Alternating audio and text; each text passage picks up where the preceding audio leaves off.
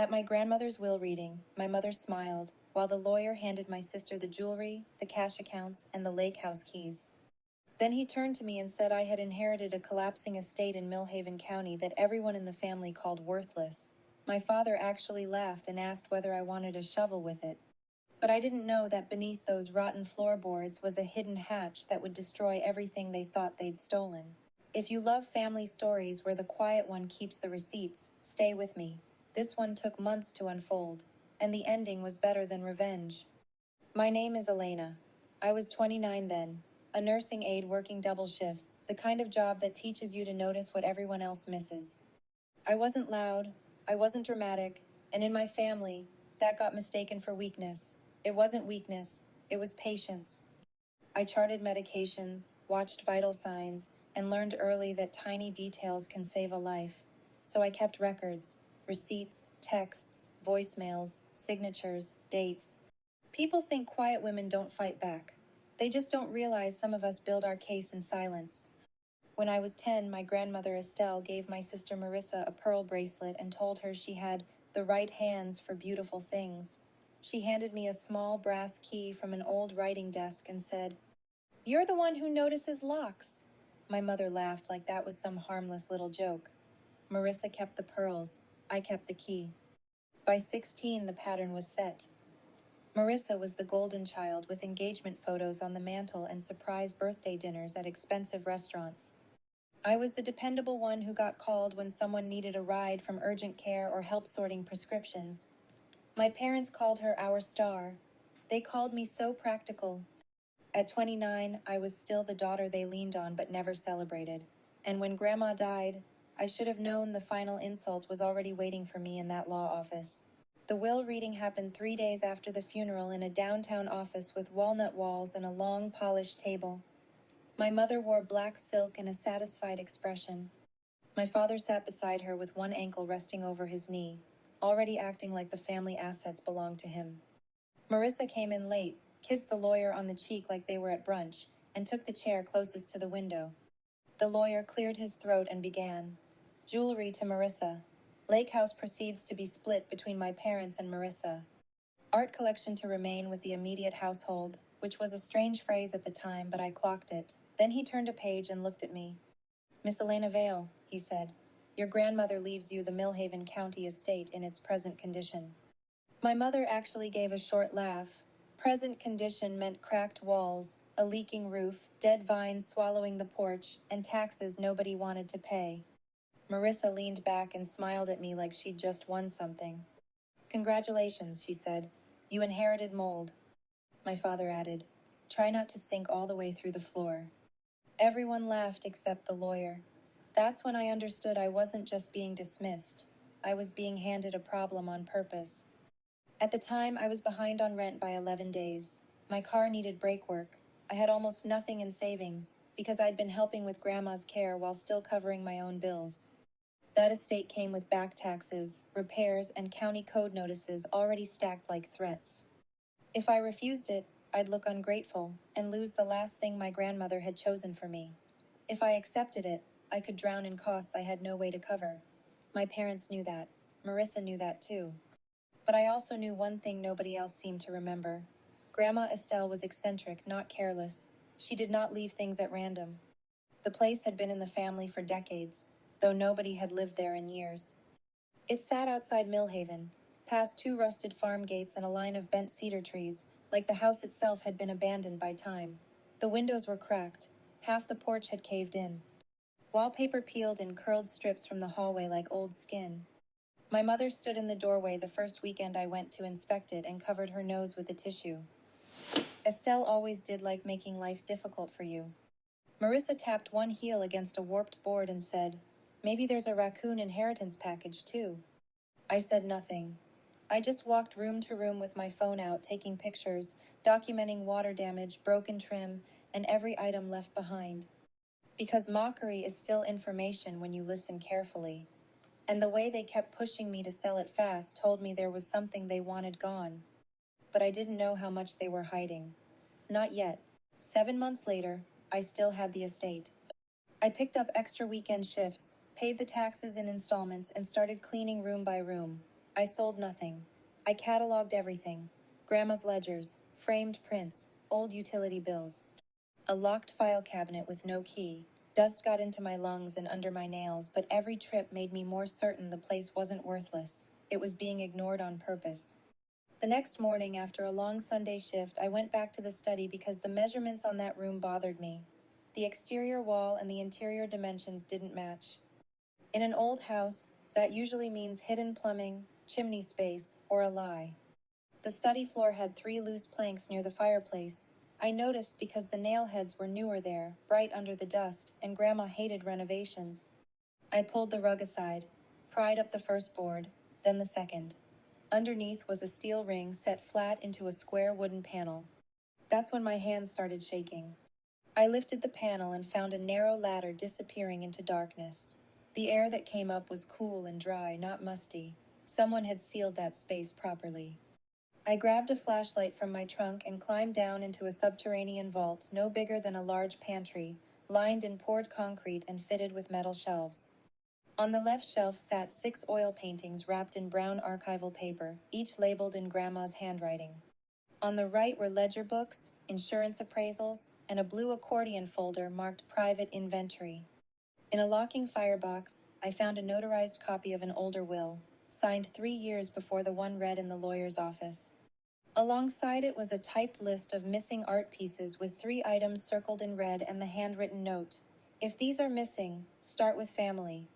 I sat on that concrete floor and opened every file. The older will divided the art collection equally between me and Marissa, placed the Millhaven estate into a trust for both granddaughters, and specifically excluded my parents from any authority over liquidation. The newer will, the one read aloud, had erased that structure completely. The art inventory was worse. Grandma had owned 12 pieces, not 6. 6 were in the vault. 3 had allegedly been donated. 3 had been lost during storage transfer. But the attached insurance correspondence showed no donation receipts and no police claim for lost property. Then I found bank statements from a family LLC I had never heard of. That's when the pattern snapped into focus. Money from sold artwork had been routed through the LLC. Payments had gone toward property management fees, then into accounts linked to my father, and twice, directly to Marissa's business. My mother's signature appeared on reimbursement requests. The dates overlapped with the year Grandma's memory started slipping. Then my phone rang. It was a number I didn't know. A woman introduced herself as Avery Sloan, the attorney who had once drafted Grandma's estate plan.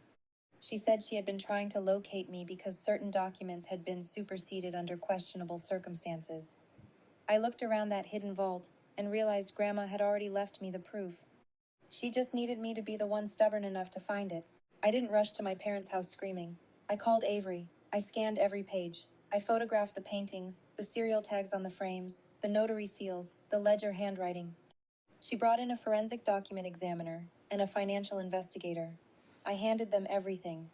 3 weeks later, Avery told me the newer will showed signature irregularities and suspicious witnessing procedures. The LLC transfers matched the months Grandma was under my parents' assistance. One of the missing paintings had already been sold through a regional auction house using Marissa's friend as consignor. So I invited my parents and sister to Millhaven County, under the pretense of signing a sale agreement. They arrived dressed for control. My mother in cream slacks, Marissa in sunglasses too expensive for the dirt road, my father already asking where the buyer was. I let them stand in the ruined study while dust floated through the late afternoon light. "There's no buyer," I said. "There's evidence." My mother folded her arms. "Elena, do not start." I slid copies onto the desk. "This is Grandma's earlier will. This is the art inventory. This is the LLC record tied to the missing pieces." Marissa scoffed too quickly. "You don't even know what you're reading." Avery stepped out from the hallway then, perfectly calm, leather folder in hand. "Actually, she does." My father's face changed first, not guilt, alarm. He said, "Who is this?" "Avery Sloan," she replied. "Estate counsel. And before anyone says another word, I strongly recommend you stop." Silence hit the room like a door closing. My mother looked at the pages, then at me. "You set us up." "No," I said. "Grandma did. She just trusted me to finish it." Marissa tried once more. This was all paperwork confusion. You always make things ugly. Avery didn't even blink. Forgery, concealed assets, and self-dealing are not confusion. That's when my father reached for the documents, like he could somehow stuff the truth back into paper. But the investigator behind Avery had already started photographing the room, the vault entrance, the boxes, everything. The performance was over. Court took 9 months. 9 long months of affidavits, inventory tracing, handwriting analysis, subpoenaed bank records, and depositions where my sister cried on command and my mother pretended not to understand accounting transfers with her own signature on them. My father tried indignation first, then confusion, then silence. None of it worked. The forged will was invalidated. Grandma's earlier estate plan was restored. The court ordered restitution tied to the missing art and the diverted proceeds. The family LLC records connected enough of the embezzlement to force repayment schedules and asset freezes. One auction house turned over consignment records that placed Marissa in direct contact with the sale chain she had denied under oath. That was the twist she never saw coming. She had spent years acting like she was only the favored daughter, the innocent one floating above family business, but her texts surfaced in discovery. She had asked when the old woman's inventory problem would be cleaned up. She had also bragged to a friend that I'd be stuck babysitting a haunted ruin while she got everything. Real.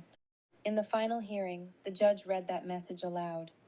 Marissa didn't look at me after that. My mother lost the posture she'd carried her whole life. My father stared at the table like he was seeing numbers for the first time. The paintings in the vault were authenticated. The missing pieces became part of an active recovery action. And the Millhaven estate, the joke they had handed me, was confirmed as the legal anchor that preserved the evidence chain. But I didn't know the sweetest part until the ruling was entered. Because the estate itself had appreciated once the title cloud was removed, and the trust provisions meant I controlled any restoration, sale, or conversion, the worthless property they laughed at became the one asset they could not touch. A year later, I stood on the rebuilt porch in Millhaven County and watched contractors carry fresh window frames into the house my family had mocked. I didn't turn it into a mansion. I turned it into something useful. Part residence, part small recovery retreat for caregivers who needed quiet, grief space, and time to breathe. Grandma would have liked that. My parents don't call me for help anymore. Marissa's name travels through town a little differently now, usually paired with the words, court records. Avery still sends me updates when another missing artwork thread moves. And sometimes I go down into that sealed vault, now cataloged and climate-controlled, just to remember that truth can survive underground for a very long time. I was never the golden child. I was the one who noticed the extra nail heads, the mismatched measurements, the forged signature that leaned too hard to the left. In the end, that mattered more than being adored. Moral: when people call something worthless, look closely before you believe them. Families can hide theft behind smiles, but paper trails are patient. And quiet people are dangerous when they finally open the file. Tell me in the comments, what was the moment you realized someone had underestimated you? And subscribe if you want more stories where betrayal gets answered with elegant justice.